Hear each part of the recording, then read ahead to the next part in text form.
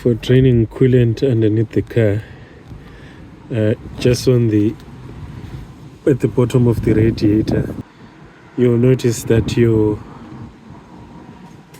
charge air circuit coolant, charge air being the intercooler, aka intercooler. So the charge air circuit coolant is drained at the bottom right hand side of the car. And if you move further to the coolant system for the engine, right? So you're supposed to drain both systems at the bottom of. By doing that, you're simply supposed to make sure you don't pierce the clip that holds these hoses. I've seen some people unclipping these ones, but or rather clip this one, unclip this one. So I'm going to do that on both sides, drain off the coolant.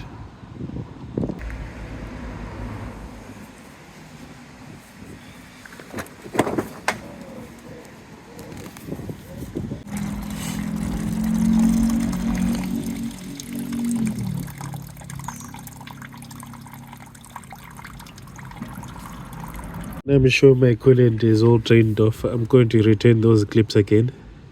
Close it all up. Then I start the coolant refilling process. For the coolant refill job, I've got a VAS 6096. This is this kit here.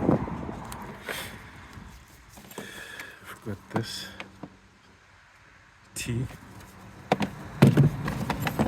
Then I've got the gauge and some connections. This connection will go to the container containing the fluid. This connection will go to the reservoir, the coolant tank, aka coolant tank. This connection will go to the compressor. So I'll need about 6 to 8 bar of compressed air passing through to create the vacuum. Then this is going to go to my coolant tank. Basically, this is the middleman between this adapter here. So this fits like this. I first screw this onto the container. Let me do it now. Part number for this is VAG 1274/8.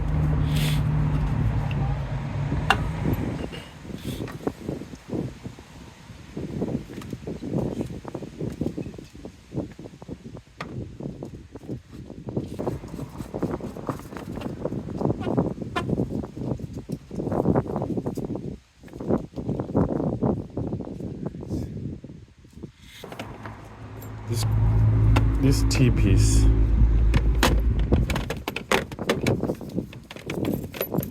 the one in which I'll connect my compressed air. Put it there.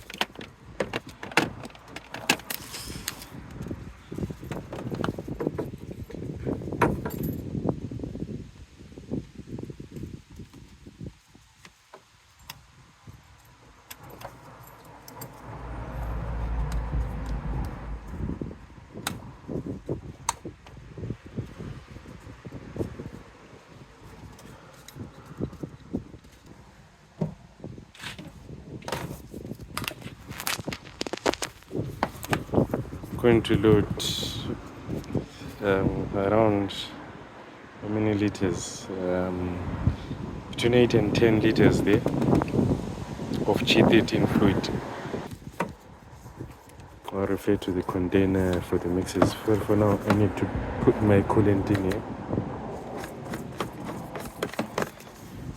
So my coolant, the hose from my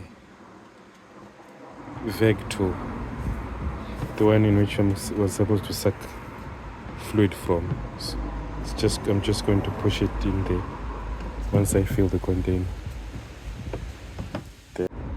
So I bought one that is not yet diluted. Usually the diluted ones, they call them ready mix, and if it's not written ready mix, then it means it's not diluted. So the region where I stay, it doesn't really reach these temperatures, minus 36 degrees. So I think I'm going to be okay with minus 24 mix. So if I do minus 24 mix, it means I need 2 of these bottles for an equivalent. This is a 1.5 liter. So it means that if I take 3 liters of these bottles, then I need 4.5 liters of water. Basically, that's what it means. Yeah. So I'm going to do a 2:3 mix.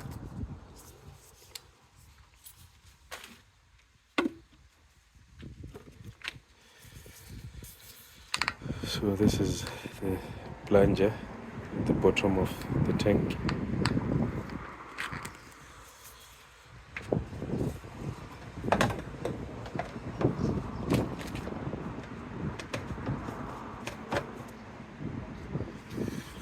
So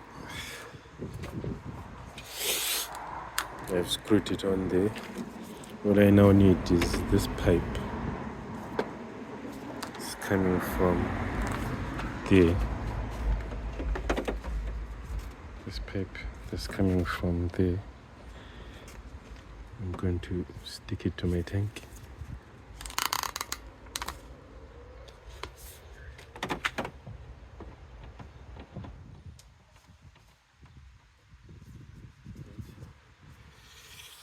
Of course, there's a small hole there for hydrostatic pressure, so that whenever the fluid is being sucked up into the reservoir, you've got the atmospheric pressure pushing down the fluid inside the container.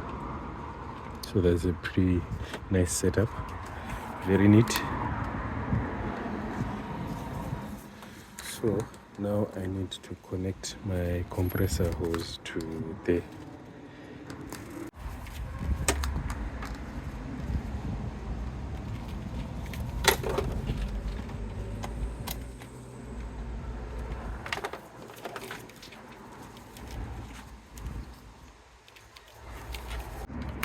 I'm going to set up my compressor to 6 bar pressure.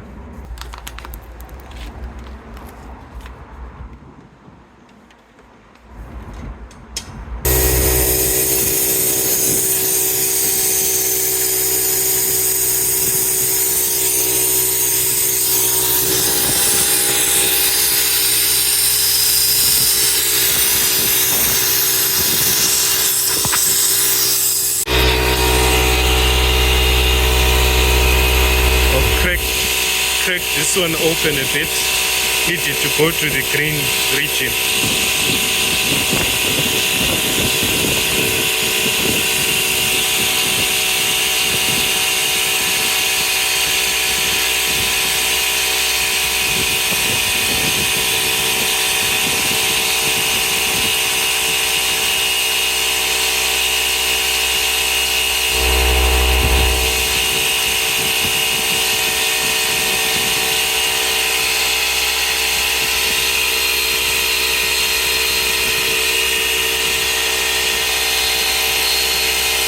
Increase my set point slightly.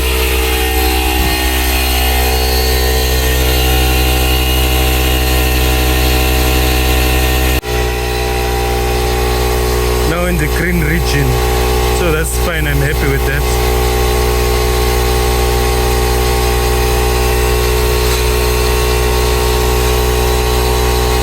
Going to time this for 2 minutes, check if there's any pressure decay. If not, then I know there's no leak in my cooling system. I'm going to crack this open in my next cycle with both the two open. This one only open for 2 seconds, so that I can draw my coolant up to this point.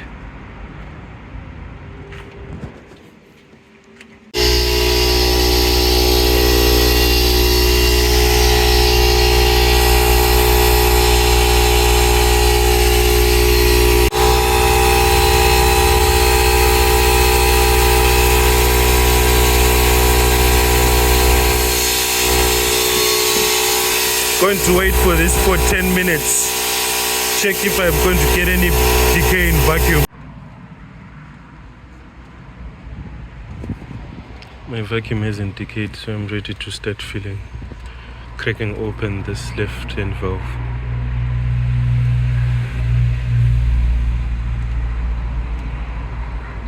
Should start to slowly fill the system.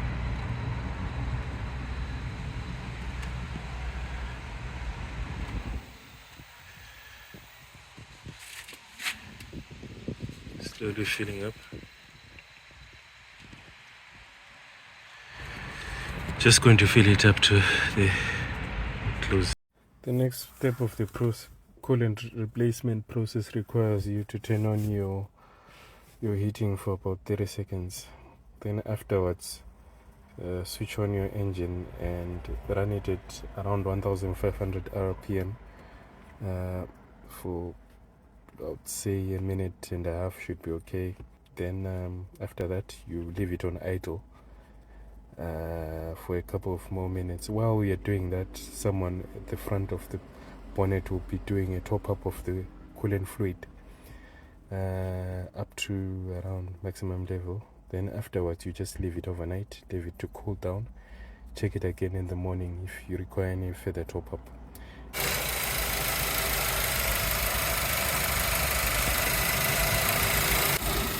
Also need to start filling these hoses to make sure that they are warm,